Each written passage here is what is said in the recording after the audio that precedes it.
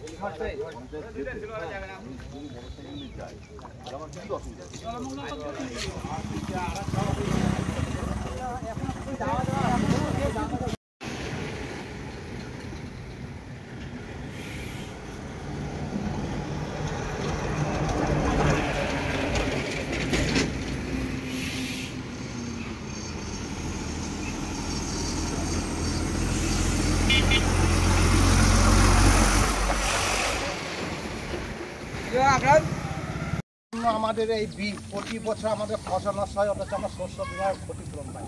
ওইসব রম জমা করে দিয়ে আমাদের ঘরে এই খানসাঙ্গা মৌজাটা সম্পূর্ণ দিলে একবার নদীর ওই সাঁকর যে রাস্তা দেখছেন, রাস্তার ওই পার পর্যন্ত, অথচ প্রতি বছর ফসল নষ্ট হয়।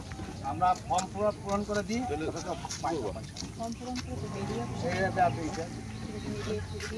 খানসাঙ্গা মৌজাটা আপনি দেখবেন, নকশা দেখবেন, সম্পূর্ণ প্লাবিত যায়, সম্পূর্ণ একবার, অথচ আমরা পাই না।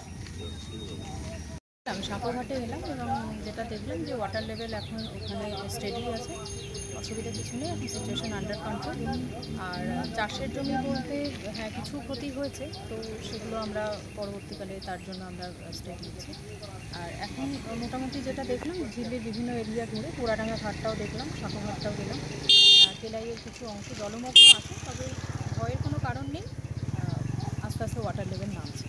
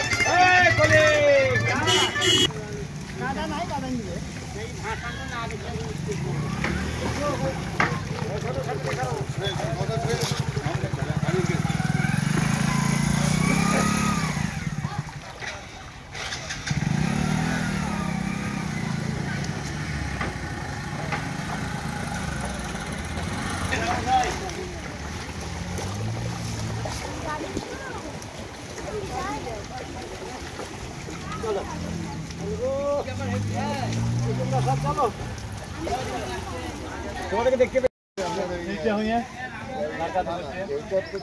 এই যে আপনার ইলাইয়ের পাশ দিয়ে যেটা আসছে না এই ব্রিজটা থেকে ব্রিজটা জলটা আসছে ওই ব্রিজটা এখানে জল না এটা দিয়ে পাস আমরা কালকে দেখে এলাম ভেঙেছে নাকি মেজে ওখানে ভাঙা না ভাঙা তার উপরে আর উপরে আবার এই যে জলটা দেখছেন এই জলটা আছে ঝিল্লি পাশ দিয়ে নোনাডাঙ্গা হয়ে আসছে এটা আপনার বালসা কুতুবপুর হয়ে ওইদিকে ভেঙেছে দুজনের ওখানে ভেঙেছে বন্যা দিকে বান ভাঙলে আর সারা জল আমরা দুই জায়গায় ব্রহ্মাণী জল কিন্তু ছাড়া জলই তো